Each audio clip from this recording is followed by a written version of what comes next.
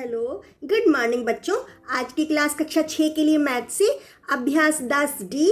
बच्चों, अब हम अपवर्त्य, समापवर्त्य और लघुत्तम समापवर्त्य को समझेंगे और लघुत्तम समापवर्त्य को अभाज्य गुणनखंड विधि द्वारा ज्ञात करना भी सीखेंगे। तो चलिए शुरू करते हैं। ये वीडियो आपके लिए पार्ट 1 के रूप में है। देखो बच्चों, अपवर्त्य, समापवर्त्य तथा लघुत्तम समापवर्त्य को समझने के लिए हम दो संख्याएं लेते हैं, जैसे 8 और 12। 8 के अपवर्त्य कौन से हो जाएंगे, मतलब कि उसके मल्टीपल गुणज वो कौन से होंगे। जैसे 8 का टेबल पढ़ दो। 8, 16, 24, 32, 40, 48, 56, 64 और 72। ठीक है, ऐसे और भी आगे हो सकते हैं। इसके बाद हम 12 की संख्या लेते हैं। 12 के अपवर्त्य कौन से हो जाएंगे, 12, 24, 36, 48, 60, 72, 84, 96, 108 और भी आगे हो सकते हैं।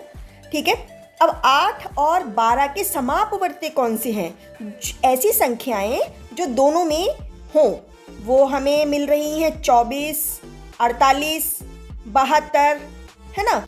अभी हमने यहाँ तक ही किया है तो हम 72 तक रुक जाते हैं। अब 8 और 12 का लघुत्तम समापवर्त्य क्या हो जाएगा। लघुत्तम क्या होता है, सबसे छोटा, है ना। तो इन तीनों नंबर में देखो सबसे छोटा नंबर कौन सा है, वो है 24। तो 8 और 12 का लघुत्तम समापवर्त्य क्या होगा, 24। ठीक है बच्चों, इससे अब हमें निष्कर्ष क्या मिला, संख्याओं के समान अपवर्त्यों को उनका समापवर्त्य कहते हैं। संख्याओं के समापवर्त्यों में से सबसे छोटा समापवर्त्य ही उनका लघुत्तम समापवर्त्य या लासा होता है। संख्याओं का लासा उन संख्याओं में से प्रत्येक द्वारा पूर्णतः विभाज्य होता है। ठीक है बच्चों, आया समझ में। अब बच्चों, अभ्यास 10D के हम कुछ इन प्रश्नों को हल करना सीखेंगे। बच्चों देखो, पहला प्रश्न है, प्रश्नवाचक चिन्ह में उचित संख्या भरिए।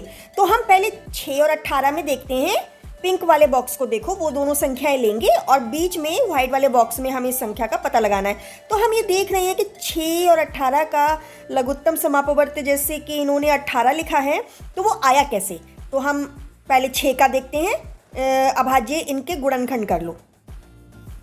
तो 2 3 6, 2 और 3 आ गया, इसके आगे लिख लो। ऐसे 18 के देखो, 18 के क्या अभाज्य गुणनखंड हो रहे हैं, 2 निम 18 और 9 के कितने हो रहे हैं, 3 3 9।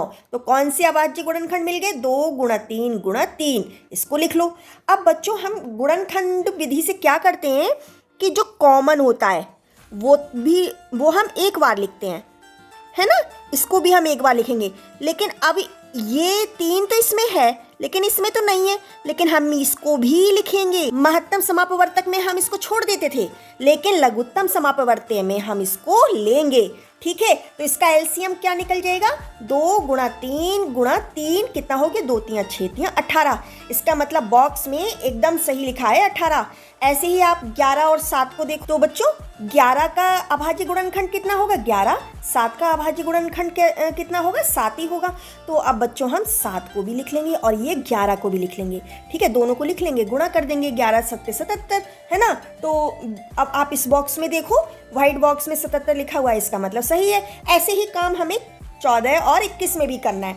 तो 14 का हम अभाज्य गुणनखंड निकालेंगे, तो 2 7 14, है ना, लिख लो 2 × 7। अब 21 का देखो, 21 का अभाज्य गुणनखंड क्या होगा, 3 × 7, 3 7 21। ठीक है, तो इसको भी लिख लो। अब हम क्या करेंगे, दोनों में जो संख्या होगी उसको भी लिखेंगे, जो नहीं होगी दोनों में उसको भी लिखेंगे। जैसे 2 केवल यहाँ पर है तो 2 को भी लिख लिया, 3 केवल यहाँ पर है तो 3 को भी लिख लिया, 7 दोनों में है तो 7 को हम 2 बार नहीं लिखेंगे, एक ही बार लिखेंगे। ठीक है, तब कितना हो जाएगा इसका एलसीएम, 2 3 6, 6 7 42। तो देखो ऑप्शन में कौन सा सही है, 42 कहाँ पर है, खा। ठीक है, इसका आंसर क्या हो गया, खा। बच्चों, ये दूसरा प्रश्न है, निम्नांकित संख्या युग्मों के ऐसे समापवर्त्य ज्ञात कीजिए जिनका मान 80 से कम हो। तो बच्चों, हम बारी बारी से सभी को करेंगे। तो पहले हमें इनका एलसीएम निकालना है। ठीक है, तो 9 और 15 को हमने लिख लिया। 9 के अभाज्य गुणनखंड कौन से हुए, 3 3 9, 3 × 3 लिख दिया। 15 के कौन से हुए, 3 5 15, है ना, 3 और 5 लिख लिया। ठीक है, अब हम इसका एलसीएम निकालेंगे कि जो दोनों में है उसको भी एक बार लिखा जो यहाँ पर है उसको भी एक बार लिखा, जो ये 5 यहाँ पर है दूसरी लाइन में उसको भी हम लिखेंगे। ठीक है, तो क्या हो गया, 3 3 9, 9 5 45। ठीक है बच्चों, अब इसका समापवर्ती अगर हम दूसरा लेते हैं 45 दूनी 90 तो वो 80 से ज़्यादा हो जाता है, लेकिन हमसे मांगा क्या गया है 80 से कम हो, तो इसका समापवर्ती क्या हो जाएगा 45। ठीक है, अब दूसरा देखो 6 और 10। तो बच्चों 6 का अभाज्य गुणनखंड निकाला तो क्या मिला, 2 3 6, 2 गुणा 3 लिख लो। 10 का कितना होता है, 2 पंजे 10, तो कितना आ गया अभाज्य गुणनखंड, 2 गुणा 5, इसको भी लिख लो। अब इसका एलसीएम क्या होगा बच्चों, ये जो दोनों में है उसको भी एक बार लिखेंगे और जो 3 है उसको भी लिखेंगे, जो 5 है उसको भी लिखेंगे। तो एलसीएम क्या हो गया, 2 3 6, 6 पंजे 30। तो एलसीएम 30 आया है। अब 30 के समापवर्ती कौन कौन से हो जाएंगे, 30 ही कम 30, 30 दूनी 60, 60 और 30 तियाँ 90, 90 तो ज़्यादा हो जाएगा 80 से, इसलिए इसके 2 ही समापवर्ती हमें मिले। आंसर क्या बना, 30 और 60। ठीक है बच्चों, अब गा देखो कौन कौन सी संख्या है, 8 और 9। तो 8 के पहले अभाज्य गुणनखंड निकाल दो, 2 चौक 8, फिर 4 के देखो 2 दूनी 4, क्या मिल गया, 2 गुणा 2 गुणा 2 लिख लो। ऐसे 9 के देखो 3 3 9, क्या मिल गया, 3 गुणा 3, यहाँ लिख लो। अब बच्चों 2 नीचे नहीं है, 3 ऊपर वाली संख्या में नहीं है, तब हम सबको लिख लेंगे, ये भी पूरा लिख लेंगे और इसको भी पूरा लिख लेंगे। तो क्या मिल जाएगा इसका एलसीएम, 2 गुणा 2 गुणा 2 गुणा 3 गुणा 3, क्या हो गया, 2 दूनी 4, 4 दूनी 8, 8 तियाँ 24 और 24 तियाँ 72। अब 72 के समापवर्ती तो 72 एकम 72, 72 दूनी कर देंगे तो फिर वो 80 से बहुत ज़्यादा आ जाएगा। तो हमें इसका आंसर क्या मिला, 72। इसी तरीके से अब इसको देखो 7 और 11 का हमें निकालना है। तो 7 का अभाज्य गुणनखंड 7 ही होता है, 11 का 11 ही अभाज्य गुणनखंड 1 ही मिलेगा 11, है ना। तो एलसीएम क्या हो गया, इसको भी लिख लो और इसको भी लिख लो, है ना, कोई कॉमन तो है नहीं इन दोनों में। तो 7 गुणा 11 कितना हो गया, 77। और 77 के समापवर्ती तो 1 ही मिलेगा ना, 77 एकम 77, दो इसका 2 गुना करने पर 80 से बहुत ज़्यादा हो जाएगा, इसलिए अब हम उसका 2 गुना नहीं कर सकते, है ना, उसका आगे का समापवर्ती नहीं निकालेंगे। तो आंसर क्या हो गया, 77। ठीक है बच्चों, आया समझ में। अब बच्चों देखो तीसरा प्रश्न है, 60 तक की उन संख्याओं को ज्ञात कीजिए जो 4 और 6 दोनों से पूर्णतः विभाज्य है ना। तो पहले 4 के अभाज्य गुणनखंड निकाल लो, 2 दूनी 4, 2 गुणा 2 लिख दो। 6 के अभाज्य गुणनखंड निकाल लो, 2 3 6, तो 2 गुणा 3। अब इसमें बच्चों ये तो दोनों में है तो इसको एक बार ही लिख लो, ठीक है, इसको भी लिख लो और इसको भी लिख लो। तो इसका एलसीएम क्या मिल जाएगा, 2 दूनी 4 तियाँ 12, है ना। अब हमें ऐसी संख्याओं का पता लगाना है जिनसे जो संख्याएं इन दोनों से पूर्णतः विभाजित हों, और वो हमें 60 तक की संख्याएं देखनी है। ठीक है, तो 12 का टेबल पढ़ लो, 12 एकम 12, 12 दूनी 24, 12 तिया 36, 12 चौक 48, 12 पंजे 60, 12 छः 72। अब 72 नहीं लेंगे, है ना, 60 तक ही चाहिए ना, तो यही इसका आंसर है। ठीक है बच्चों। अब बच्चों चौथा प्रश्न है, निम्नांकित संख्याओं का लासा ज्ञात कीजिए, है ना, मतलब लघुत्तम समापवर्ती ज्ञात कीजिए। तो इन संख्याओं को हम लिख लेते हैं। तो बच्चों जो हम ये काम कर रहे हैं ना, ये अभाज्य गुणनखंड विधि से कर रहे हैं। ठीक है बच्चों, सभी संख्याएं हमने उतार ली, है ना, और बारी बारी से अब हम इनका लासा निकालेंगे। ठीक है, तो लिख लो 5 10 15, 5 का गुणनखंड निकालो तो अभाज्य गुणनखंड 5 ही आएगा, है ना, 5 आ गया। 10 को देखो 2 पंजे 10, तो 2 गुणा 5 आ गया। 15 को देखो 3 पंजे 15, तो 3 गुणा 5 आ गया। अब बच्चों इसका एलसीएम क्या निकलेगा कि 2 इसमें नहीं है लेकिन लिखा जाएगा, 3 इन दोनों में नहीं है लेकिन लिखा जाएगा, 5 इन तीनों में है तो एक बार ही लिखा जाएगा। ठीक है, तब क्या निकला, 2 3 6, 6 पंजे 30। ठीक है, इसका एलसीएम कितना निकला, 30।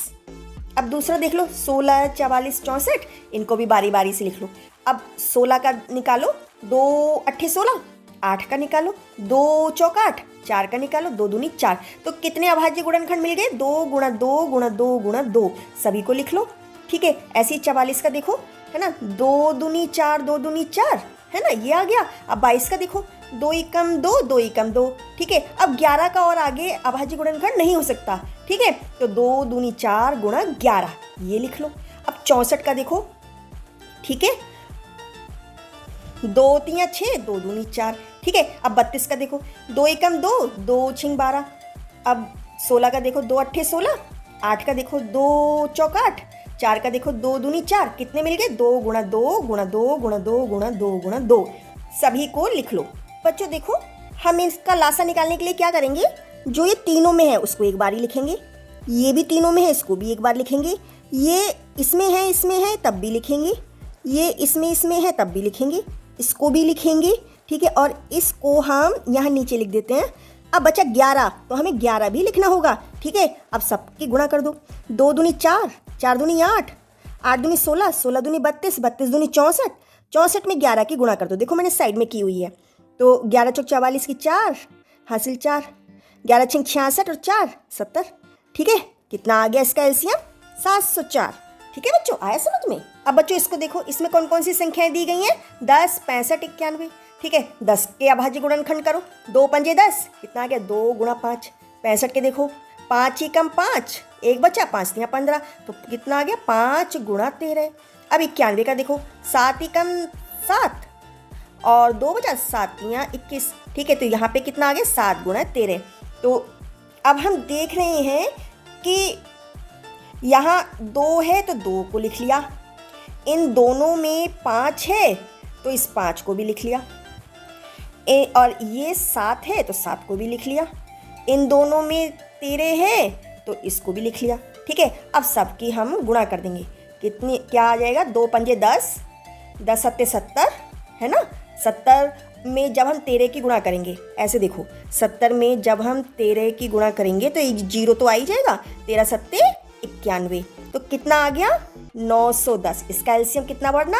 910। अब इस संख्या को देख लो। 22, 121 और 418। 22 का अभाज्य गुणनखंड निकालो, कितना मिला? 2 एकम 2, 2 एकम 2, यानी 2 और 11 लिख लो। 121 किसका वर्ग होता है? 11 का वर्ग होता है ना, तो 11 को लिख लो, है ना। 11 11 121, तो कितना मिल गया? 11 गुणा 11। 418 देखो, 2 से भाग लगाओ। 2 दूनी 4, अब 1 उतारा नहीं गया, 8 भी ले लिया, 2 नीम 18। अब इसको देखो, 11 से लगा के देखते हैं। 11 एकम 11, 9 बचा, 11 निम 99। अब बच्चों देखो, ये हम 2 इसको और 2 इसको, है ना, एक बार ही लिख लेंगे। ये 11 तीनों में है तो उसको भी एक बार लिखेंगे। ये 11 बच गया, इसको भी लिख लेंगे, ये 19 को भी लिख लेंगे। ठीक है, अब सबकी हम गुणा कर देंगे। तो एलसीएम क्या बन जाएगा? देखो, 11 11 121, मतलब 11 का वर्ग 121 होता है, इसमें इस वाले 2 की गुणा कर दो, तो 2 एकम 2, 2 दूनी 4, 2 एकम 2। अब ये 242 में अब हमें इस 19 की भी गुणा करनी है ना। तो 19 दूनी 38 की 8 हासिल 3, 19 चौक 76 और 3 79 की 9 हासिल 7, 19 दूनी 38, 38 और 7 45। तो कितना आ गया इसका एलसीएम? 4598। अब बच्चों इन संख्याओं को देखो, 14, 28, 35 और 56, सभी के अभाज्य गुणनखंड निकाल लो, है ना। 2 सत्ते 14, कितना आया? 2 गुणा 7। 28 का देखो, 2 एकम 2, 2 चौक 8। 14 का देखो, 2 सत्ते 14, कितना मिला? 2 गुणा 7, इसको भी लिख लो। ठीक है, 35 का देखो, 5 सत्ते 35, कितना मिला? 5 गुणा 7, इसे भी लिख लो। 56 का देखो, 2 दूनी 4, 1 बचा, 2 अट्ठे 16। अब इसको देखो, 2 एकम 2, 2 चौक 8। अब 14 को देखो, 2 सत्ते 14, यहाँ पे क्या अभाज्य गुणनखंड मिला? 2 गुणा 2 गुणा 2 गुणा 7, इन सभी को लिख लो। ठीक है, अब हम इसमें देखेंगे जो सभी में है उसको एक बारी 2 लिख लिया, है ना। अब ये 2 यहाँ है, 1 2 यहाँ है, इसको भी लिख लिया। ठीक है, अब यहाँ पे 2 अकेला बचा, इसको भी लिख लिया। अब हमें 5 का दिख रहा है, 5 यहाँ है अकेला, तो उसको भी लिख लिया। अब बच्चों देखो, ये जो 7 है वो इन चारों में है, लेकिन हम उसको एक बार ही लिखेंगे। अब इसका एलसीएम क्या हो जाएगा? 2 दूनी 4, 4 दूनी 8, 8 पंजे 40, 40 सत्ते 280। ठीक है बच्चों, यही अभाज्य गुणनखंड विधि है। आया समझ में? अब इस वीडियो में इतना ही। नेक्स्ट वीडियो में हम अब भाग विधि को भी समझेंगे। तब तक के लिए बेस्ट ऑफ लक। अगर किसी का कोई कंफ्यूजन है तो कमेंट बॉक्स में लिखिए, मैं आंसर करूँगी।